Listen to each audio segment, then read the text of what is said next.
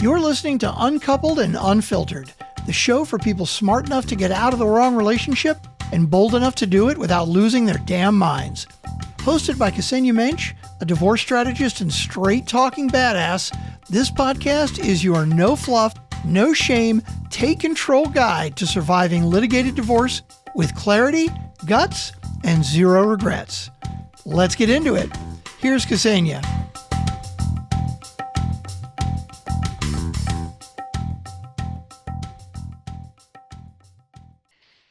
You're listening to Uncoupled and Unfiltered, where we talk all things divorce and everything that comes with it. Divorce often feels like taking a sharp left when you were fully prepared to go right. So today, we're joined by a very special guest who knows firsthand what it means to take risks when opportunities show up, and who's here to help guide you in your own pursuit of happiness. Please welcome Shaheen Sheikh Sadal, the founder and managing attorney at Assi Law, a strategic law firm built for venture-backed founders and high-growth companies navigating scale, funding, and exits. So in this episode, we're diving into how to rebuild your future with intent, intelligence, and the right strategic partner by your side. Shaheen, thank you so much for being here and welcome to the show. Thanks so much for having me, Ksenia. It's lovely to be here. Well, I want to first dive into your backstory because it is fascinating. You did have your own left turn. I know that.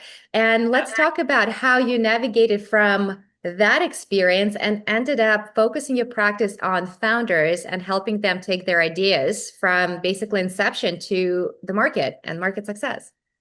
Yeah, so for your listeners, the big left turn was after law school, I went and became a professional musician for almost a decade. And so that was totally not planned for. It was not anything I saw coming. I don't regret it at all. And it was an opportunity for me to take risk as I look at it from this vantage point, right? Opportunity to take risk, to do something I would never have dreamed of doing, just to give it a shot, you know. Mhm. Law firms and law jobs, I figured would always be there. But this opportunity to see, well, what can I do with my creative side or what could I do with my music? That was time limited in my mind. You are only crazy enough to do that when you're that young. That's So, true. You have no fear yet. so I went for it and I had, whatever success I had, and it was a great experience. And then towards the end of that time period, I went back into practicing law in large part because I wanted to finance my next album because I was an independent artist. And I had what I call a great waitressing gig, which was called being a contract attorney. I made good money, an hourly rate, and I got back into the practice of law. And in that process, I had a great mentor who kind of reincorporated me back into law life, legal life. Mhm. He taught me so much and reminded me like that part of my brain loved to do this work actually. It's why I went to law school. I wanted to be a lawyer from the time I was 8. I had just not found my place within the legal community. I just didn't Mhm. know where I needed to be. He really reintroduced me to the law as to remind me like what about the law I did enjoy as far as that intellectual and analytical work. Now I had to figure out, well, okay, what did I actually want to do when I grew Mhm. up, right? So I had all this really entrepreneurial experience because I had spent 10 years, my product was my songs and my singing and me. And so I had that experience of doing that work. When I left, the firm under that mentor, when I left that firm, I just went out to meet companies that I believed in. And I said, I'm a lawyer. Can I help you? Hmm. And a lot of those companies at that time, I didn't have a word for it, but today we call them social enterprises. So they're for-profit companies that give back to the community. And now that is really part and parcel of business. 20 years ago, that was not yet the Mhm. case. Um, Tom's Shoes one for one was very avant-garde and new, right? Now Mhm. everybody's giving one for one. Okay, which is great. And so the point being is that left turn has really informed me today as an attorney for entrepreneurs to tell them, I know what you're going through. I have been through that journey too. I have Mm-hmm. like been, this is that I know what it was to have a baby that you had to put out into the world and hope people wanted to buy your baby and like, all the things, Mm-hmm. right? Yes. Um, and I also know when you're so emotionally invested in something, sometimes you do need people on the outside that are your supporters, but they have a bit of a distant objectivity that they can offer you guidance on how to navigate some of these harder questions because Mm-hmm. you're so emotionally invested. So there's a Yes. lot that I translate from that 10 years to how I serve, my startup clients now for sure. Mm-hmm. But you like you said, you walk the walk, so you have the creativity aspect in you. You understand the challenges and emotional investment, and you are able to approach them almost like with empathy, understanding how much they're attached to the product and how to bring it to market, but in a strategic manner. So let's talk about what are the biggest mistake you see that founders make at formations? Um, I think it's right now the today's version of it is chat GPTing all of the formation pieces. I understand. I really, as you said, I have a lot of empathy for young entrepreneurs. And I don't mean Mm-hmm. age-wise, I mean young in their journey of being an Yes. entrepreneurship.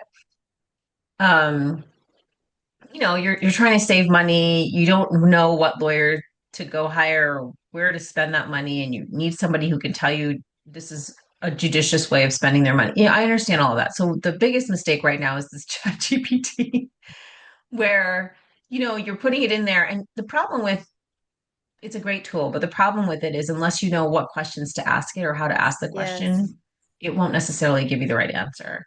Mm-hmm. So before it was, Google searching or looking at a blog. Oh, I saw on a blog. And so this kind of like um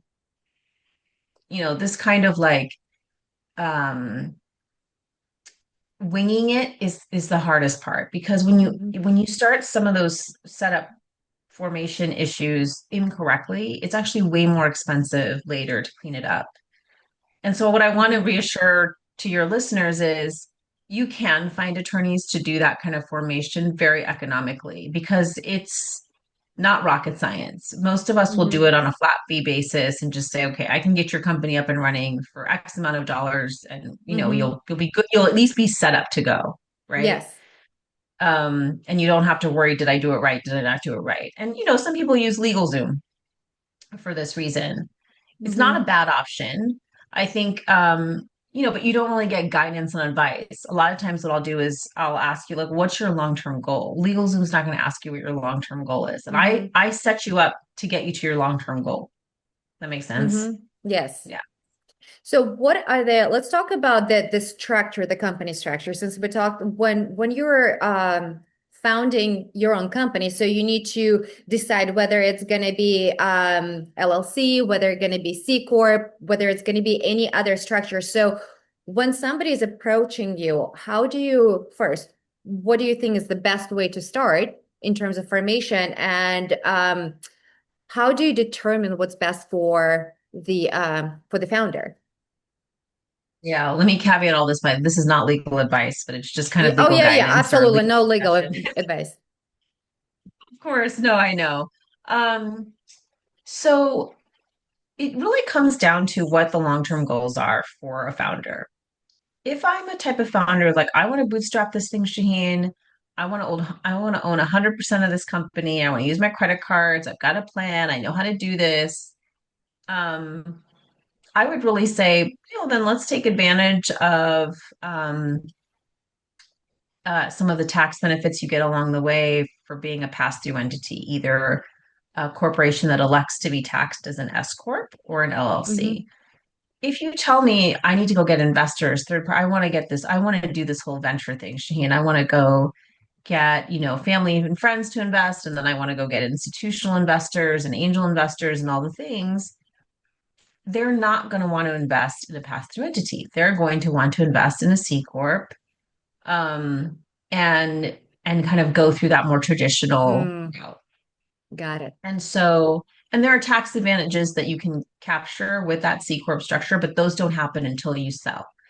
And Mm, so along the way, you're not capturing those tax benefits. But if you have a really big exit, you can reap some benefits. In all likelihood, with this tax structure called qualified small business stock. So that's a whole other mhm. thing, but you can get up to, I think now with the new tax provisions, I think it's up to $15 million of gain tax free. So it's Oh, wow. significant.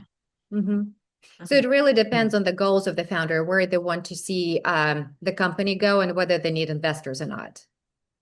Exactly. Yes, truly. And then I always do an analysis of like, what are their long-term goals? What are their short-term goals? Do they need the Hmm. tax savings or not? And how do we address all those things? So you kind of have to look at the not just what the long-term goals are, but where's the founder today? You know, Hmm. and yeah, so we do that analysis. But generally speaking, if you're going to go for venture-backed investors or Hmm. third-party investors, you're probably going to want the corporate structure. Okay. As I was preparing for this episode, one thing came up. It's called co-founder agreement. Can we talk Okay. about what it is and is it essential? So co-founder agreement is probably something very similar to a shareholder agreement. I say probably because you're gonna dial these in depending on who you are and what you want. Hmm. But effectively what it is an agreement between the co-founders of, who's gonna do what and what happens if somebody wants to leave. It's a prenup, actually, Ksenia, you'll appreciate this. Oh, It's wow. a Okay. It's a prenup. prenup. I love it. Yeah, it's a founder prenup. And so um there is benefit to it, but the reality of it is if you're going to go into financing pretty quickly, like if you're going to go get angel funding or venture funding, that document will quickly get torn up because nobody cares what you all decide you may or may not want to do or how you want to do this. The Hmm. investors suddenly have all of their market requirements that they want. Um, and the way that they make sure that you're going to stay and do the work that you're going to do is what they call is restrict your stock, meaning there's a Hmm. there's a way for the company to buy your stock if you leave before, they call it 4 years. It's generally the rule. So they say for at least 4 years you got to stick around if you want to keep your stock. And so Okay. there's other ways to kind of make sure that you're in it to win it. Hmm. Um, and so is a founder agreement a good idea? It can be, again, depending on what your goal is. Hmm. If you tell me I'm going for funding right away, we'll say, well, just don't worry about it. Let's not waste our money because it'll be torn up pretty quickly. If you say, well, we're not sure, and we're trying to map this out and figure this out, would be something we would consider for sure, is to draft Okay. that. So Mhm. what about what legal move every founder should make before building or raising money? Hire a lawyer, you Yes. know, hire a lawyer with what they call as ECVC, emerging capital, venture capital, or startup. So a regular business attorney is not going to know how to support you through this process.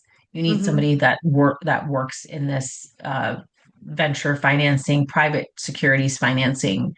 Um, the other thing is to keep a really clean house as far as compliance and books are concerned for Hmm. books and records. So really good accounting books and records, really good legal books and records, because you're going to go through diligence. And investors are going to want to look at your accounting books and your legal compliance books and make sure that everything's lined up. A big piece of this that there's a couple of common mistakes that early stage founders do. One is they start to give out equity like candy. Well, I can't afford to pay somebody a Mm. salary, so I'm going to give them, X percent of the company. Here's the deal. If somebody's doing work for you and you pay them with equity, the IRS considers that salary or deemed income. Okay. You're supposed to pay tax on that, but there's no cash to pay tax on it because you didn't pay them cash. So there's tax implications of doing that. There's also implications for the cap table, the capitalization table. The Hmm. more kind of smaller, you know, uh, grants you have outside of what we would normally do is like an option pool, right? We would normally give options to your employees and say, okay, upside is here. we'll pay you a salary. It's probably going to be a little bit under market, but we're going to give you options because when this thing takes off, we want you to win with us. Okay. That's fine. But when you do it in the sense of like, no, no, I promise this, this guy who does my software work, my IT work, I promised him like 5% of the company. Okay, well, now you have to promise anyone who does anything like that 5% of the company because that's what's fair. You get what I'm Mm-hmm. saying? So Yes. that's one thing is it's kind of like willy-nilly passing out equity like candy. The other thing is not protecting your intellectual property. So anybody who does work for you has to make sure that they give that IP over to the company, that they're work for hires and the company owns the IP.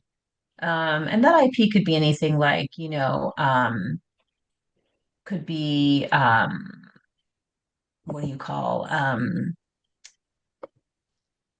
hard IP, like something that you build, like hardware, Mm-hmm. right? Or product, or it could be Mm-hmm. soft IP, like customer lists. Right. So all of that, Yes. whatever that is, you just automatically say, whatever you're doing for me, it's if it falls under the big giant umbrella of intellectual property, it's owned by the company. Okay. So that's a really important one. So you mentioned the giving out equity like candy. Is it possible to renegotiate it later? Like, okay, they made this mistake. They were very generous at the beginning. Is it possible to renegotiate equity and take some back and offer stock option instead? Everything is always possible as to whether or not people agree. Like if I receive 5% and someone goes, just kidding, I only wanted to give you three, not likely that I'm going to agree to giving up Okay. 2% of the company. So that's why I always say it's better to just from the get-go. And this is where, whether it's someone like me who just has, 20 years of experience living in this world, or you have a kind of a business advisor who's done this work where they can really, or an employment advisor who can really help you map out a compensation structure, Okay. which includes your salary and then your salary kind of bases plus your option plan. Mm-hmm. Um, it's helpful to have that. And actually, I'll be honest, this is where, if you do enough reading online, but this is where you can, and then you want to throw a good question and you've now developed a good question that you want to throw into something like ChatGPT to start getting you thinking about these things. This is where I feel like artificial intelligence is super helpful. Mm-hmm. It's not to make the decisions, it's to get yourself educated and to be thinking Yes. about these things and to pressure test. I was thinking about doing it this way. And I read this in this article, Mm-hmm. I always tell people pressure test your ideas if you want with the chat, Mm-hmm. you know. Um, but that's a good way to do that is to help create these structures and so that you're systematic about how you're doing it. Mm-hmm. But like you said, you need to know how to ask the right questions. If you've never done it before, you're just generally speaking, and it doesn't make any sense. Like the chat GPT pulls information from the web from everywhere if needed Yes, be. And yes. You have to be it, very specific about, yes. I'm saying if you know what you're doing, yes. this is an option, this is an opportunity to be able to use that. But I always say, you got to know how to write these prompts. Otherwise, you're going to garbage in, garbage out. Exactly. Well, let's talk now about the fundraising realities. How does the legal framework support or hurts the company during fundraising? I mean, we talked about C Corp if you need to fundraise. So if you, let's say you're LLC and you decided to now you need to fundraise, do you convert the company into C Corp or can you still fundraise with LLC? You can fundraise with an LLC. Sometimes we do that, especially for angel, like early friends and family rounds or angel rounds. Um, we might do that just to save money. But the Mm-hmm. moment you take kind of larger institutional venture capital, venture fund money, we would convert in all likelihood to a corporation and then get you set up that way. And so I think to your question of like, what are things that can hurt? So again, clean cap table, protecting your IP, having a good formation setup, um, understanding your financials. getting a really good pitch deck together, being able to tell your story in a way. I mean, um, your pitch deck, I've listened to, I don't know, hundreds of pitches now. And the worst are the ones where they don't even get to what the problem is that they're trying to solve until like slide 11. There's so much background and history. And Mm-hmm. what it does for the investor is go, you don't even know what you're doing. You don't even know what the problem is. If you have to Mm-hmm. spend 11 pages telling us first all of the background. Um, and so getting a really tight pitch together. And that's not necessarily a legal thing, but it is something that goes along with all the things to reassure your potential investor that you know what you're doing. Because the reality of it is, and investors will tell you this all the time, I'm not investing in the widget that you're selling. I'm investing in you because the widget, something might happen to the widget. Mm-hmm. Something you may not get the parts you need for the widget because tariffs, or the widget may become obsolete because technology. Mm-hmm. But if I invest in you, you're going to know how to solve the parts problem, or you're going to know how to solve, well, if this thing becomes obsolete, where's the What's industry next? going and what's the Mm-hmm. next thing and how do I, people have heard this, but how do I pivot? Mm-hmm. Um, and so if what you're trying to do is, okay, you have to convince the investor, invest in me and my widget, by the way, but invest in Mm-hmm. me. That means you have to have all of your stuff together. Yes. Um, and I would say even more so if you're a female founder. It's just the reality of the circumstance. The startup venture world is still very male Male founder bias. dominated. It is for sure. But the statistics are bearing out that women founders just get funded less. And so whether we like it or not, it's just the reality. It hasn't shifted and there's lots of people doing really a lot of lovely work to try to help shift that. And, it will change. But the circumstances right now are what they are. And I will tell, female founders that I might advise and counsel, just you have to have everything so tight and be impeccable and reassure them that when the left turn happens, because it will, Mm-hmm. Yes. you know that you can handle it. And why do you think female founders get less financing? Is it what exactly females are lacking when it comes to business mindset compared to men? It's What do not you that they're see? lacking. Actually, the data bears out that female founders far outperform male founders. So I their return that's on investment is like hand over fist better. So it's that's not why that I'm they aren't, confused. yeah, it's not that they aren't able to bring the returns. There's a couple things that are happening, and this is a whole longer, we could literally do a podcast on this, Ksenia, but just high level, there's a couple things that I'll flag. Certainly, one is the majority of the people that are in these investment circles, what we call check writers, are men. Hmm. And so they tend to fund things. As I said, you're funding founders. So Yes. where are they meeting their founders? They're meeting their founders at the business schools that they went to, that they had beers with, and my buddy is starting blah, blah, blah. And so there's some of just this natural networking that happens in those spheres because look, 85+% of general partners at venture capital firms are men. And so they're going to invest in the people that they know and trust, Hmm. that they know, trust, and like, right? Yes. And a large percentage of them are going to be men. Okay. The other part of this is because you have this disparity amongst the check writers, you have to understand the widget. And a lot of times, male founders, when presented with the female founder's idea, they just don't get it. They were like, "This is not a good idea," because they're not the home consumers, right? Most of the women, I wouldn't say most. There's certainly a swath of women founders that the problems they're facing um, are the problems that women face in the market. They're not Okay. necessarily problems that men face. So which could be things like I'm going to solve some issue that every woman sees when they're like at home doing their home whatever, right? Yes. Or booking all of their appointments for their children, right? Or women's health. Yes. That's a Um, big one right now. That's huge. huge. You know, most men have no idea about Just what women's health walk it issues off. That's the biggest advice. are. Walk it I off. mean, Have some tea.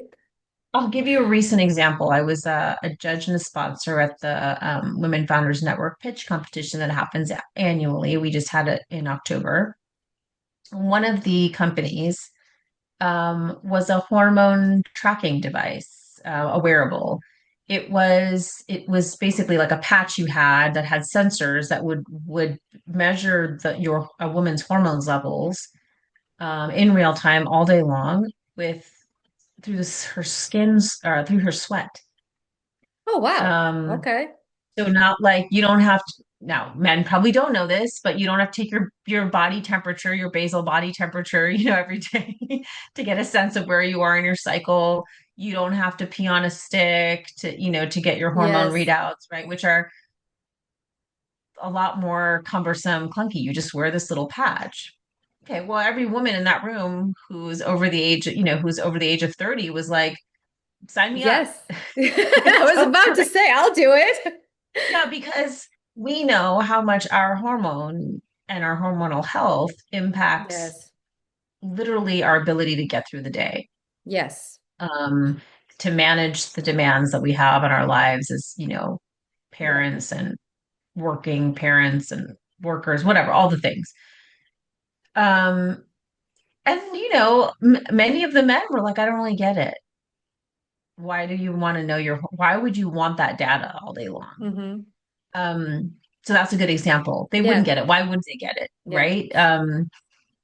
I hope Yeah. it's also just generational because, like, I have two teenage sons, and right now, as I know hormones are, I feel like they're all over the place.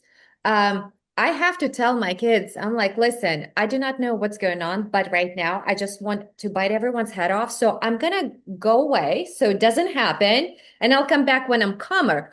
But if I know what's going on in my body and there is a way to regulate or at least have some sort of understanding, that already calms you down versus like you just know you're feeling on edge or you're feeling sad or depressed. It is very unsettling for like Yeah. as a woman to go through that. And you're right, like just even getting through the day, trying to manage whatever is happening in your body while trying to perform. It, I mean, hats off to us. Yeah, for sure. Maybe it's a generational thing. I think I'm often very heartened by what I see the young kids, uh, fighting for in this world. And so Yes, I believe and hope that things will continue to move in what I consider the right direction, about yes, um and part of that means that, moms like us who have sons have to tell them there's this yes, thing called perimenopause. So let me explain it to you. Or, there's a thing called, hormonal health for women, right? Like we have to yes. be willing to do that work. Yeah. Yes, awareness is important. And I hope that again, the new generation, when they come in and when they sit in those seats, they have a little more understanding that there is a need for that market. Because again, women, we are as consumers, we comprise what, 50% of like that share. Mhm. So you have to take into consideration what our needs are. And right now, or it used to be, like you said, it was very male driven and dominated world, and products are male focused. And I'll just add this little caveat. I know we're kind of going a little bit off of sort of the fundamentals that you want to talk about, but I'll Yeah. just add this little bit, which is we can do now, as women to sort of help ameliorate this situation or help speed up progress. Yes. Um, I'll also say, most women don't have the kind of generational wealth that most men have, relatively Yes. speaking, if you look at the data. Um, women in our generation and prior, if they were wealthy, the kind of wealth we're talking about, where you can write a check and not care, Yep. um, they receive that money either through inheritance or divorce. Yes. Because if you look at it, we've only been working and we've only been really in the workforce for like 50 years, like really, Yes. truly. Not that Yes. women haven't been able to work, but I'm saying really where they had an opportunity. So Mm-hmm. compared to the life, the kind of the longevity of a work of generations of men being able to work, right, Yeah. and build wealth, Mm-hmm. accumulate wealth. Mm-hmm. But all that said, we certainly don't have, the same level of financial wealth as men do, for sure. Mm-hmm. Um, but what we have, if we have something, I think starting to work on how do you invest, how do you become a check Mm-hmm. writer? It's a worthy, it's a worthy endeavor. Mm-hmm. And I know it feels scary because you're like, I only have this much money. How much, if I give this away, like I'm Yes. going to give it away, I might lose it. You might very much, you Mm-hmm. probably will lose it actually, right? Because most startups fail. Um, but I will add that just to say, like, put that in that little bug in everybody's Mm-hmm. ear that are, to your listeners' ear, just to say, like, something to consider. If this is something you're passionate about, Mm-hmm. how to put in your mind, like, okay, how do I become a check writer eventually? Yes. Well, and even though like you're saying we went off on a tangent, but it really we didn't, because this is being a woman when asking or looking for investment is kind of being a red flag. What investors are looking for, right? So outside of having your pitch ready and making it perfect and tight so you're not going through 11 slides, outside of also being a woman, which is a downside when you're looking for investment, what other red flags investors are looking for when it's not their body? So it's not like blindly signing a check. What are they looking for in a pitch that says we're not signing the deal? Right. So I think so alignment as far as so what every venture capital firm has is something called an investment thesis. It's like a Oh, fancy word of saying, here's what we want to invest. Here's the types of companies we invest in. got Okay. it.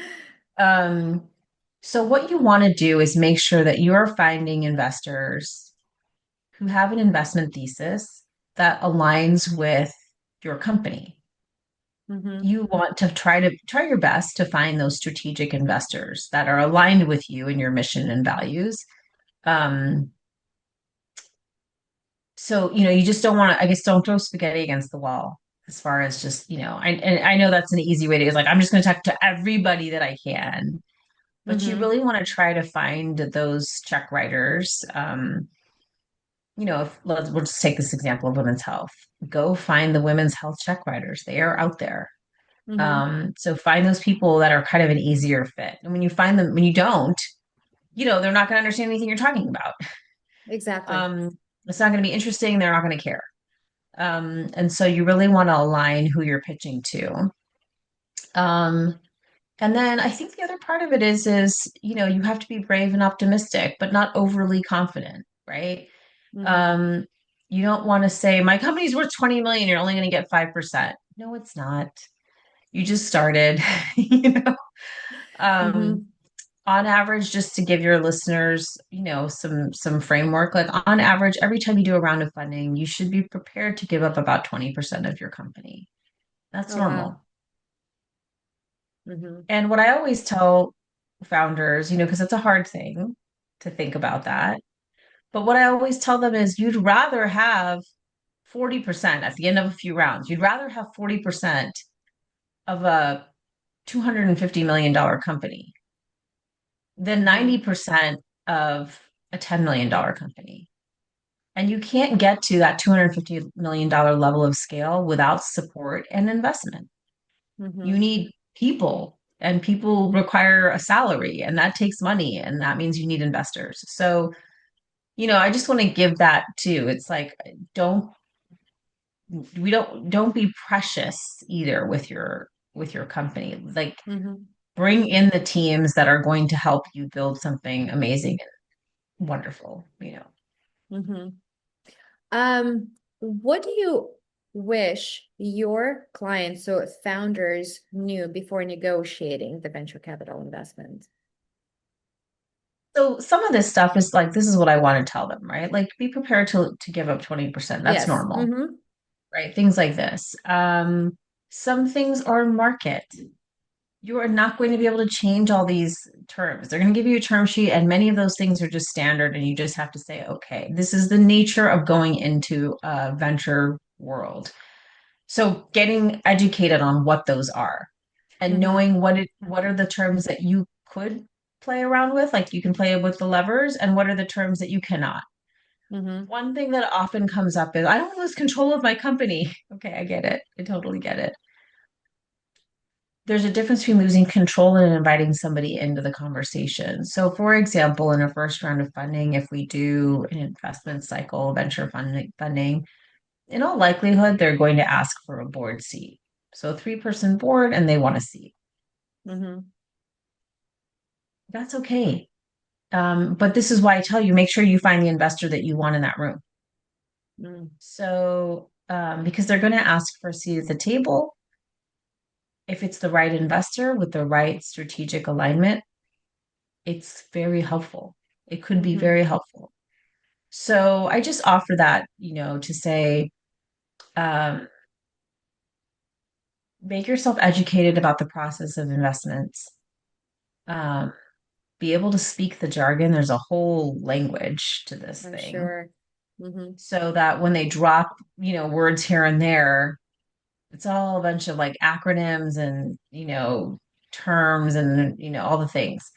So when they're speaking about those things, you are not overwhelmed and out of sorts. So a lot of that just comes from reading, Mm-hmm. and listening to podcasts and getting familiar with the founder's journey and the vernacular and all the things. So I think Mm-hmm. those are really, really important things is just know what the market bears right now and speak Mm-hmm. the language. Yeah, and that's where ChatGPT can come in handy. Give me the jargons. Like, and that That's can true too. that how you can educate yourself, just kind of like What are the be a 20 words I polyglot, need to just know? yeah. I'm about I to go mean, into a pitch.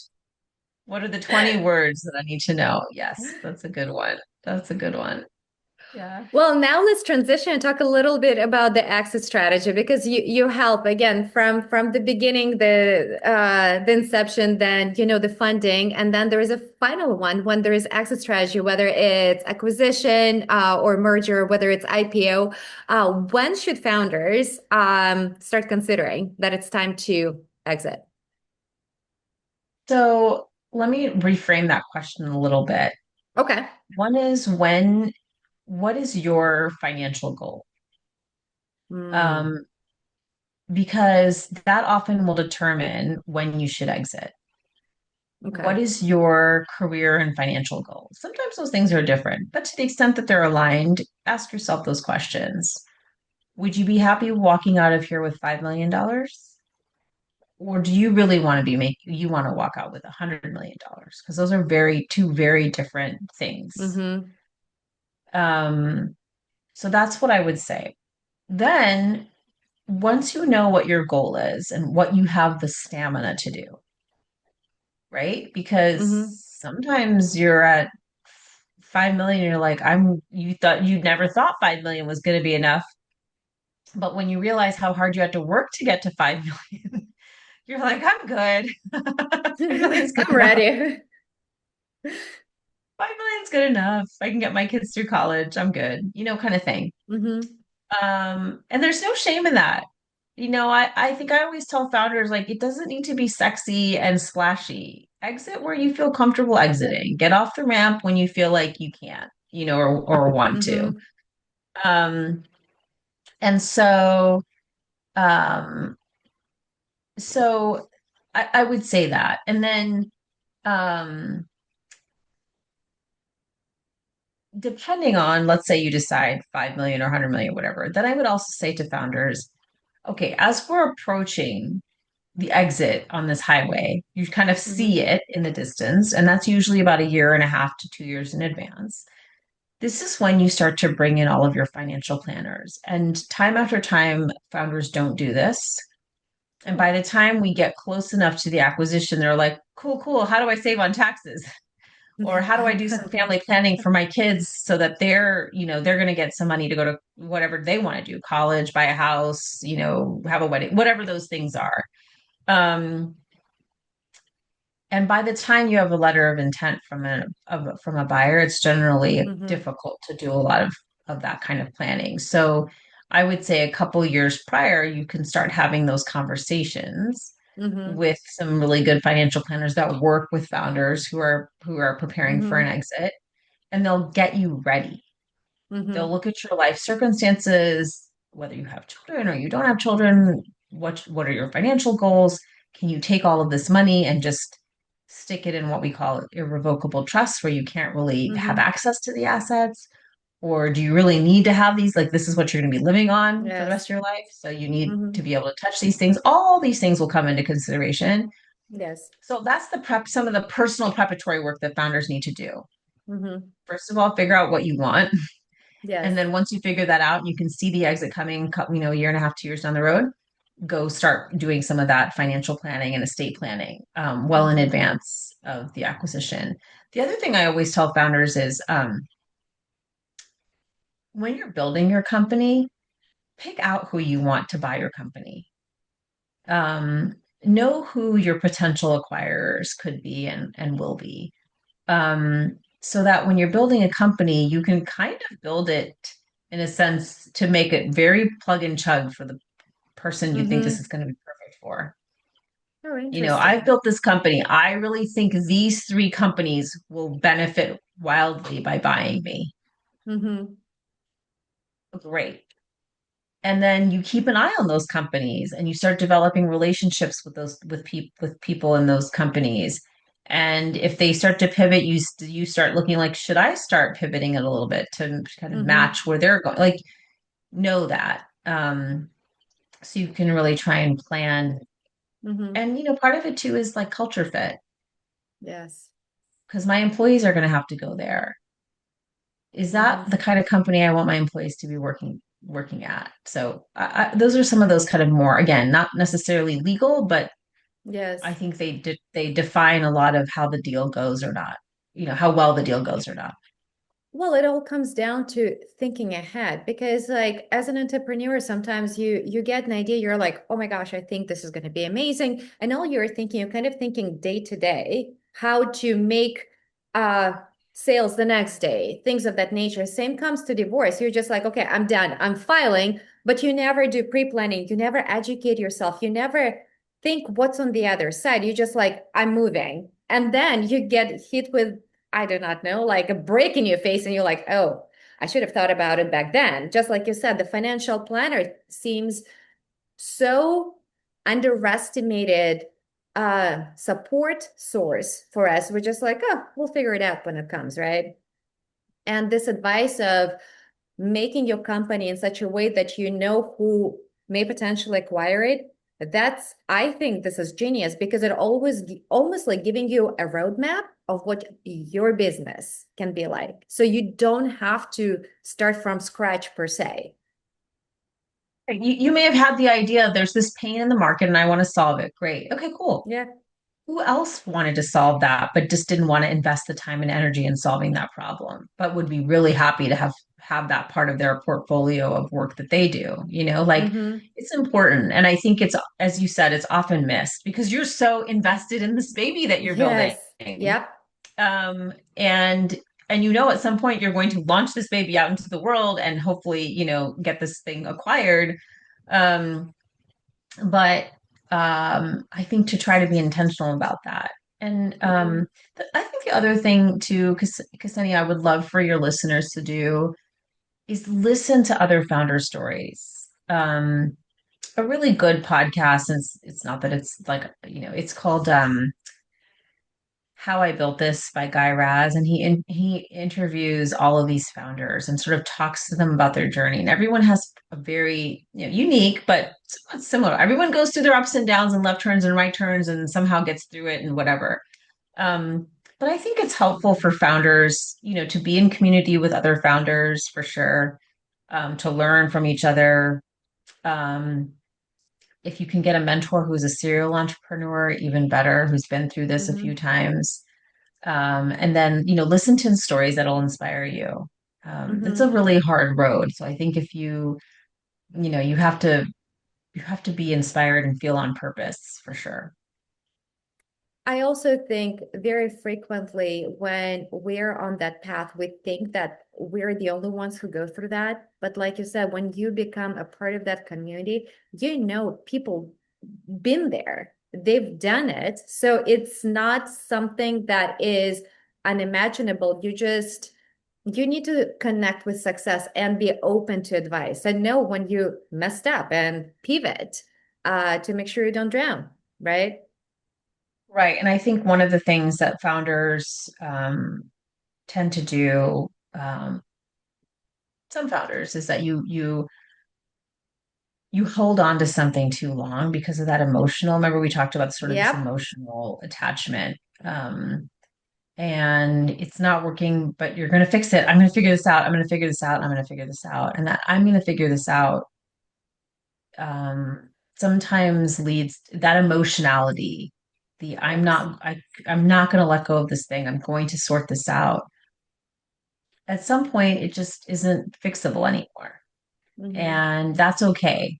Um, and I just, want your listeners to know, like, it's okay. If it can't be fixed, you tried your best, pivot or just, shutter everything, give yourself some time. And then if you want to restart something new, that's fine. Like, I just, holding on to something too long, again, kind of creates problems in its own way because maybe you took on too much debt. Hmm. Um, and now you have a bunch of creditors who are upset because you can't pay them Hmm. back. Yes. Or you took investments from friends and family and you have to go back and face them. Um, Hmm. and say, I'm sorry, didn't work out, right? So Yeah. doing that expeditiously when you can see that the writing is clear, that it's not salvageable, it's better. And the other thing Hmm. I would say to founders too is be really good at investor relations on that to that point. It's just um, it really helps because legal compliance comes up all the time and we will need shareholder signatures and we will need board consent. So founders really have to manage those relationships Hmm. well and Hmm. consistently deliver. Like if you say you're going to call them at such and such time with this and this information or email them an update or whatever, you got to do that Yes. because we're going to turn around and we're going to need their signature on something and and if they're upset with you because they felt like you weren't as transparent as you could be or communicative or you wouldn't give them an update or whatever that is, when we need their support, it gets harder, gets harder Hmm. to get their support. Yeah. Well, makes sense for sure. Yeah. Let's do a quick series of rapid fire questions. I love those because it's exciting. I Ooh, think it's fun. exciting. So let's do this. One legal mistake that keeps you up at night. Oh, missed securities filings. Yes, I don't like that. Okay. I don't, no Worst one con want, I don't, I want no one to go to jail, Ksenia. Oh, yeah, that you don't want to play with taxes or any Yeah, filings for that exactly. Any of matter. those filings, you're like, dude, we got to get these filings done. Yeah. What about worst contract clause you've ever seen? And I'm sure you've seen a few. Worst contract clause. Yeah. I think they're always about putting all of the liability. So these indemnification provisions that just get, not to get super geeky and nerdy here, but they get Mm-hmm. overly burdensome. Like you're going to protect me from anything and everything that ever could possibly happen. And Yes. even if it's not your fault, then it's maybe my fault too, but I'm not going to, that kind of stuff. Like those are the ones where you have to, there's sort of like very long paragraphs you read through and you're like, seriously, dude? Yeah. So maybe And that. I'm pretty sure it doesn't even stand up in court. Like you can't hold it up in court. But here's the reality, Ksenia. Founders don't go to court if they can help it. They don't have money for Mm-hmm. lawsuits. So whenever we say that, like, whenever like, we're going through a contract and I'm like, you're never going to go to court anyways. You're not going to sue because we don't have the money to sue, right? And so we really try to build the contracts in a way that are um like sort of the sandbox within which we want to play, knowing that we're going to negotiate through any glitches that Mm-hmm. happen. Either way, like if Yes, the other side does something wrong or if we do something wrong, we're going to just want to, agreed. negotiate. Yeah. Navigate that out of court. Yeah. I think you may have answered that already, but maybe not. The startup trend you are most excited about right now. Oh my God, my heart just like fluttered. The startup trend is it's really seeing all of this great, wonderful growth in women's health. My mom passed away from a women's health issue, and I I'm always so said if she was sorry. born 10, 20 years later, her life would have been dramatically different. And so I'm just so excited to know that there's so much progress being made in women's health and that the startup world has really taken that on as a cause. Um, Mm-hmm. and empowering women to be in their bodies fully and comfortably, right? So that they can live really full, lovely lives. And yeah, it's exciting. I'm thrilled for that. What is one piece of advice you'd give every first-time founder? Don't do it. Oh my God, don't ask me that. I was the dummy that set out to be a musician, so I never say don't do it. Actually, I'm always the one saying go for it. Go for it. Yep. Um, I think there's sort of two words that come to mind, like purpose and inspiration. And Mm. I think that the journey when you're doing something entrepreneurial is very, you feel like it's a slog. It's not that you feel it. It is a slog. Um, but if you can feel like you're on purpose and either that you're being inspired or that you're inspiring other people, I think it helps take it out of make it something bigger than just you reaching to your 5 million or 50 million goal. Mm-hmm. Um, that's one goal, but I think if you can make it something larger than just yourself, it helps keep you going. I mean, I'll give you a more concrete example. When I was singing, sometimes I'd be like, I mean, what difference do I make in the world? I'm just on a stage singing a song that I wrote in my bedroom. But one of through a series of, kind of circumstances, I started to decide that like, oh, I'm singing not just for me, and this is not just about my song, but I want to help inspire other people to go after their dreams. So before I would go on to a show, before I Mm-hmm. would get on the stage, I would be backstage warming up and I would do this little meditation and I would kind of walk myself through this process of saying, don't forget that you're up on stage, not just to sing your songs that you love to perform and whatnot, but to inspire other people to go after their dreams, Mm-hmm. their most outlandish, audacious dreams.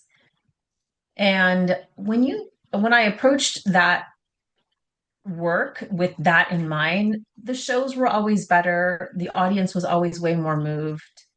And so I just say that to founders, like, find the bigger purpose, whatever that is.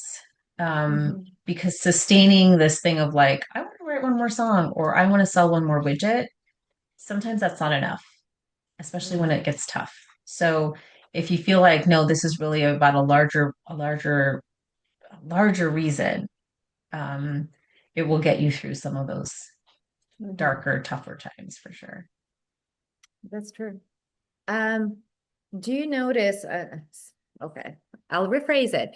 Can you identify some differences between working with female and male entrepreneurs? Yeah. Male founders are much more brazen, much more confident. Um, and my female founders are much more collaborative, um, and much more kind of um, uh, interested in input. And I don't mean like in a bad way, like they're open to receiving. Mm-hmm. Now, I happen to work with wonderful male and female founders who are lovely and often, consider me part of their core team and call me for all kinds of things, but for advice and guidance and counsel. But I definitely notice a difference in how they move in the world. Mm-hmm. Um, there are gifts on both sides. I want women to be more brazen and confident, and I want men to be more collaborative and receptive. Mm-hmm. Um, there's beauty in both styles, Yes. right? Um, and so, but yes, I definitely notice a difference. It's a Mm-hmm. very different way that I speak with my female founders and male founders for sure.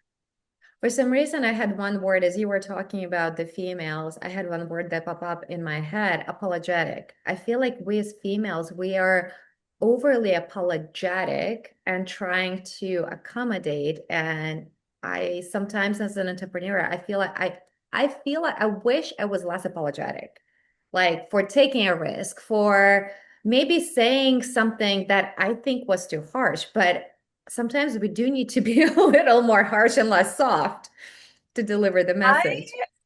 yes, Mm. certainly we're more we can be deferential. I think that's the word you may like apologetic, but also like deferential. Like, well, I'm not sure if you think that's good, like that kind of thing. Yes, yes. But I have to say I'm working with this new woman founder, and just getting to know her and her style and all the things.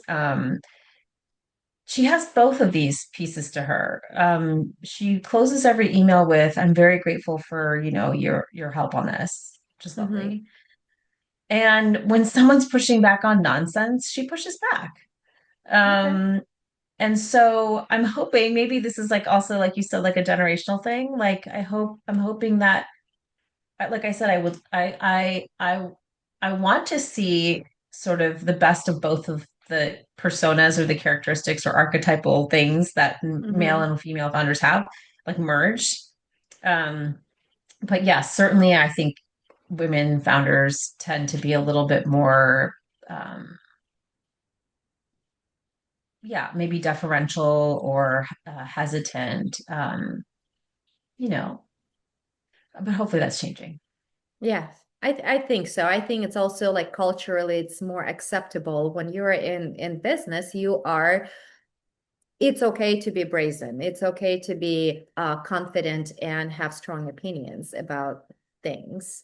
Especially if And you're founder or CEO, right? yes. You have to make the decisions and the buck stops with you. So people are looking to you to do that. Mm-hmm. And the final point I want to cover, what are the key takeaways that you can give for founders and investors? One key takeaway that I can provide is that as soon as you decide to create your company, you need to engage an attorney. You need to have a strategic partner to talk to you how to properly do it so you don't have to fix it later. Yes. And even if that means like a quick call with an attorney, and Yes. a good attorney will tell you, you don't need me yet. I do that all the time. Potential clients call and they'll get on a call with me and I'll say, "Tell me all about your venture. I'm so excited. Tell me all about it." And they tell me about it and I go, "Cool. You're not ready for a lawyer yet, and here's what you can do in the meantime." Mm-hmm. So you want to find somebody who's going to say that to you. Call me back in 6 months when you get to X, right? Mm-hmm. Um, but yes, key takeaways. Don't be afraid to reach out and ask for help. You are not going to be able to do this by yourself. You need to build a really good team. That includes your lawyer. It includes your accountant. It Mm-hmm. also includes your co-founders. So startups have a much higher rate of success if they have co-founders. It's very Mm-hmm. hard to build a successful startup when you're doing it by yourself. Um, so don't be afraid to go look for co-founders, but co-founders are like getting married. So you have to, think through what that looks like and what happens if they decide to, and it's not really for me and I want to leave or whatever. So that needs to be discussed in advance. Um, and, think about what your kind of short, mid, and long-term goals are Mm-hmm. financially for the company, for you personally. Um, so you can kind of map out a really good trajectory to get Mm-hmm. you to where you want to get. Yeah, this is I do not know. For me, it sounds so inspirational. I mean, I know it's a really hard road, Yeah. um, but it is incredible when you are able to build something from ground zero. And like you said, it's the purpose is not just to make money, but the purpose is truly solve a pain point that exists, and then it becomes so much more satisfying even like even for you when you know that you impact so many lives outside of just your own like because you become more like a tool than the center of this universe and I think a lot of startups fail when you focus on yourself only outside of people that you're trying to serve, right? It's just hard to like, I think sometimes it feels hard to get through it, you know, Mm-hmm. if you don't feel like you're connected to something larger, because there's going to be some dark times. And I would say to founders too, like, enjoy the journey.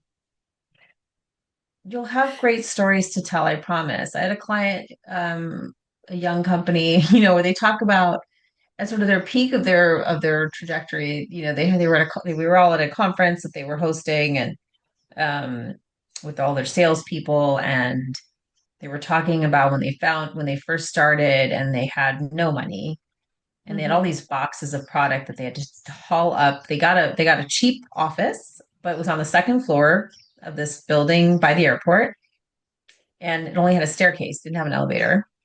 And Okay. so they used to have to haul those boxes, up those stairs because the FedEx guy wouldn't do that. FedEx guy would just leave them at the bottom of the stairs. And they have the story about how they went to Home Depot and the two ops guys just stood in front of all the dollies and they were like, "Do we buy the cheap $30 one?" Or they went to Home Depot or whatever, Mm-hmm. or do we spend $120 and get the really sturdy one? Right. And they said they just stood there for like an hour trying to figure out because they afford the extra $80 for the nice dolly. Mm-hmm. Um, but what a great story to tell It 8 years is. later, Yes. So just know that those things that you struggled with are one day going to be really good stories and inspiring to people listening to it and humanizes the experience, right? Like Mm-hmm. you'll never forget that Dolly story. I have never forgotten it since I heard it the first time they said Oh, I think it. that's incredible. I'm pretty sure right now they can get that $120 dolly, but maybe They they bought don't the need it nice dolly. They anymore. said they sucked it up and they bought the nice dolly because they were trying to save their backs. But the fact that they sat there for an hour and just stared and was like, I don't know what we should do here. Um, Yeah. Yes. but those are the kinds of, anyways, they're wonderful stories and there's so many of them. And this is what I love about these, when you read founder stories or listen to founder stories is that you get to hear all of this stuff, which is Mm-hmm. just, that you're not alone. Yes, you're right. You're never alone. Well, Yeah. Shaheen, thank you so much for your time. Thank you so much for sharing Thank your you, Sunny. This was expertise with it. awesome. Oh yeah, what a lovely conversation. Thank you. Thank you. And thank you for listening to Uncoupled and Unfiltered. Until next time. That's it for this episode of Uncoupled and Unfiltered. If you're loving the raw truth and practical takeaways, do the badass thing and rate and review the show wherever you listen. It helps more good people find their way out of the chaos. And check the show notes. Yeah, we actually put some useful stuff in there. Resources, links, tools, go grab what you need. Until next time, don't settle, don't shrink, and don't look back.